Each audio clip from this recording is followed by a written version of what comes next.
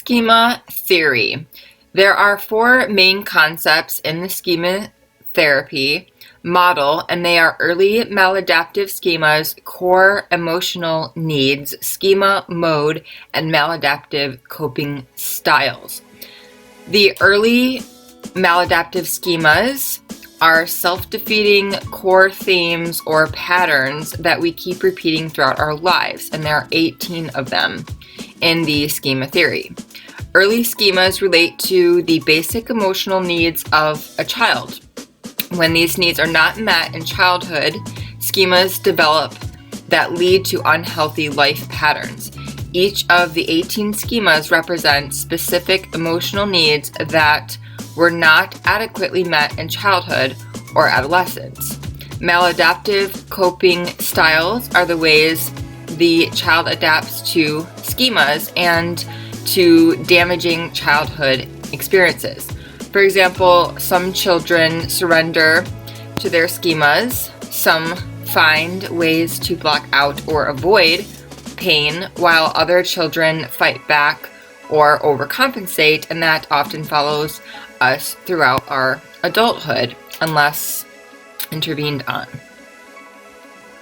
Schema modes are the moment-to-moment emotional states and coping responses that we all experience.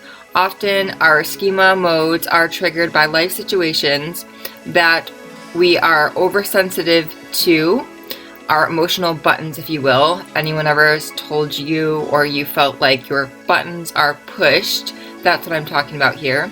Many schema modes lead us to overreact to situations. So these schema modes in EMDR, we call them activating events or activating emotions in these certain situations. Other therapies, they call them triggers. They lead us to overreact and often end up hurting ourselves in ways that we did not intend or hurting others. The main goals of schema therapy are: 1, to help patients strengthen their healthy adult mode, and 2, weaken the maladaptive coping modes so that we can get back in touch with our core needs and feelings, and 3, to heal our early maladaptive schemas, and 4, to break schema-driven life patterns. Finally, 5, to eventually get to the core emotional needs met in everyday life.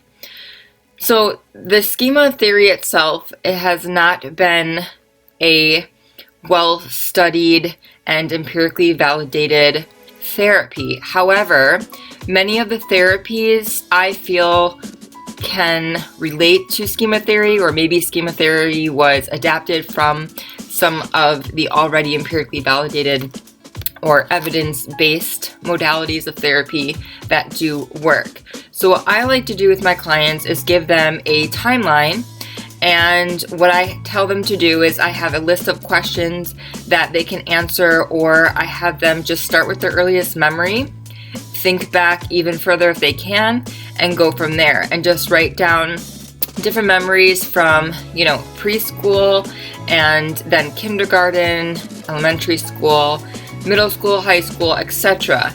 The memories, now we know, are formed when we have heightened emotions. So the memories that will come up for you if you do end up doing this, and I do encourage you to, and would love you to, and to comment below and let us know what did come up for you in these memories. I have them then write down what was the takeaway. So for example, in preschool, 3-year-old girl goes to a tire swing and runs at a little bit stronger pace than her child on the playground that was in her same class. And that child beats her to the swing, and she remembers thinking, okay, maybe I could have let her take this swing, but I got here first, so I'm going to enjoy this swing, and without any guilt is now swinging on the swing. So what is the takeaway message for this girl? What was she thinking at the time? Explain that. And what was the feeling? The feeling was a little bit of guilt, but also then the guilt went away immediately, and she was able to enjoy and have a sense of contentment and satisfaction with her decision to stay on the swing. Now, what was the takeaway? I learned that I am giving. So a takeaway is an I am statement, something that you learned about yourself. So I like to say what is the lesson, and that can be in any form of sentence, or use an I am statement, which often shows us the core beliefs of ourselves, and that helps to start with the I am and filling in the blank. So I am a giving person. I think about others. I'm thoughtful, but I have healthy boundaries, and I take care of myself. And then later in life, as you do your timeline, you might see that the boundaries faded away, and now you have less confidence to draw healthy boundaries with other people, but before you were 3, you were able to do so. So remembering that time can be something that we work with later on, that we can use in other therapeutic modalities that help you be able to meet the goal of your treatment plan, which would be drawing healthy boundaries with people in your life. So that's just one example. As we look further into it, we look at the maladaptive coping mode. So this is very much like CBT. So what are the maladapting coping mechanisms, or even defense mechanisms, for example, from psychodynamic theory or psychoanalytic theory or therapy? There are often ways that we cope with situations that are non-adaptive. So they typically do not serve us or our goals, but end up causing us more distress and or hurt us or other people. So taking a look at some of those thinking processes, and also how they affect the emotions in our everyday life, and how intense the emotions are. And there are skills to de-intensify the emotions, as well as basically taking your thoughts and thinking about those in a different light. And for the third one, to heal those early maladaptive schemas, are looking for things that you want to believe instead. So for example, earlier in the example, that was not a non-adaptive. That was fine. The maladaptive could be, my dad used to break things in front of me, and he shoved me into the door frame and shook me, and other times he pushed a table against me, or basically abused me, or just was very violent around me. Whatever the case, whatever the memory is, you would think of, what is the takeaway message? The takeaway is, I learned that I cannot trust people, and I am not worth it, or I am invisible, or I don't matter. Whatever the case is, you had developed a negative core belief, and now instead we look at, what is the adaptive belief? What would you want to believe instead of that belief? I am capable, I am strong, I use anything that comes against me for good.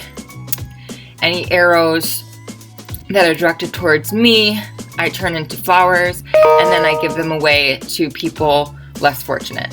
Whatever the case, and then we solidify that, and I often use EMDR techniques for this. However, in the Schema Therapy, this is just kind of a foundation that I use to guide certain clients that it will work for.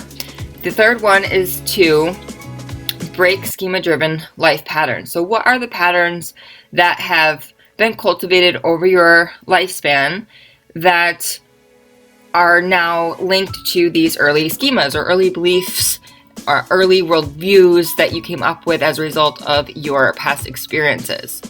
we are all shaped by our past experiences, and often children come up with these ideas about how the world works that really are not adaptive. So, for example, a middle schooler breaks up with their girlfriend. That girlfriend goes home and says, I'm worth nothing because all of her energies were put into this man, and maybe she never had a strong relationship with her father. Her father was emotionally distant, or another reason why she ended up attaching to a man and putting her self-worth onto whether or not a man would accept her. And now she says, I'm ugly, I am not acceptable to others, I'm disgusting, I'm not worth it, I'm unworthy, I'm inadequate, and I'm not good enough. And so now that would be the maladaptive belief.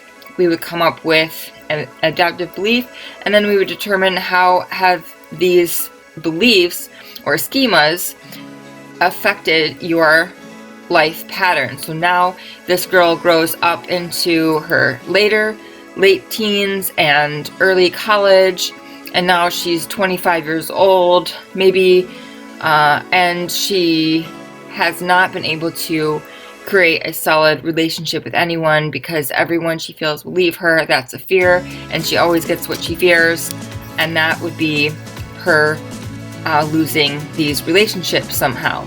And the thought process is that she has reinforced these core beliefs that she's unworthy, she's not worth it, she's inadequate, she's not good enough, because look at all the evidence. Or everyone leaves me is another very common attachment issue related belief. And so now she thinks, oh, well, everybody leaves me, so what's the point?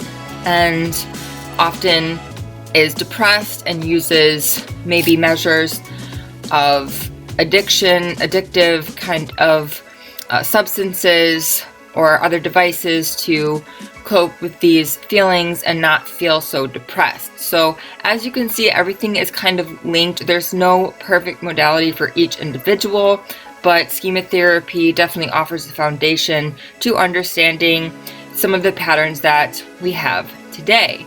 But we can delve in and we can look at the thoughts that no longer serve us and develop new beliefs and new thought processes that will serve us and dispute the old beliefs and thoughts that did not serve us, so that we can make the thoughts that would serve us and that are adaptive to what we want in life come true.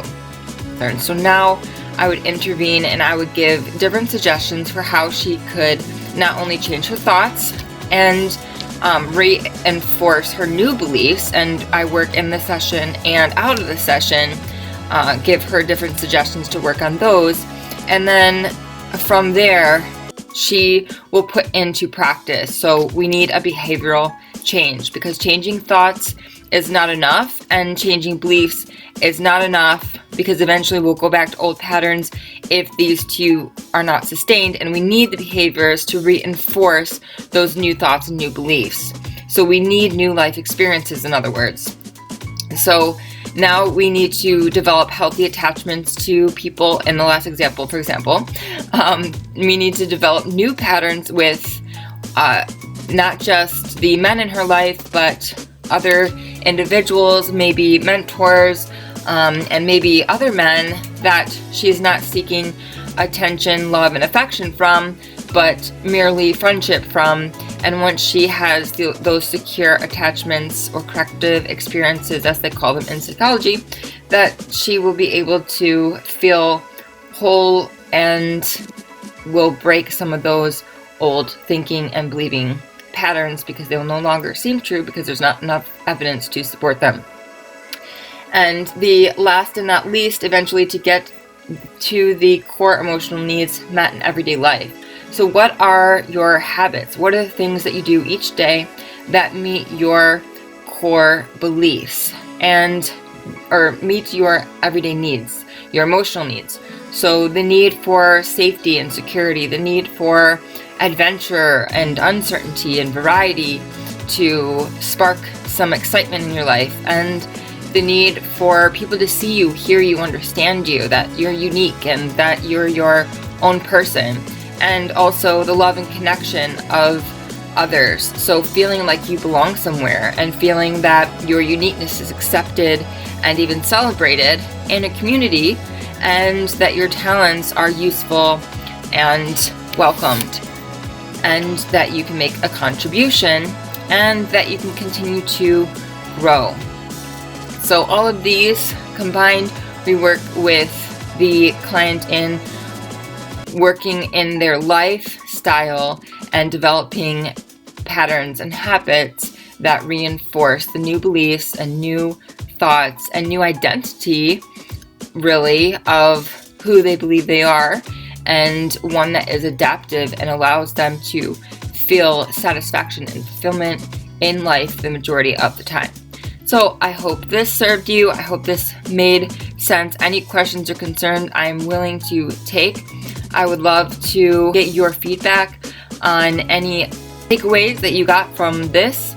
And I would also encourage you to do your own timeline of early memories till now and how you formulated different beliefs out of those experiences.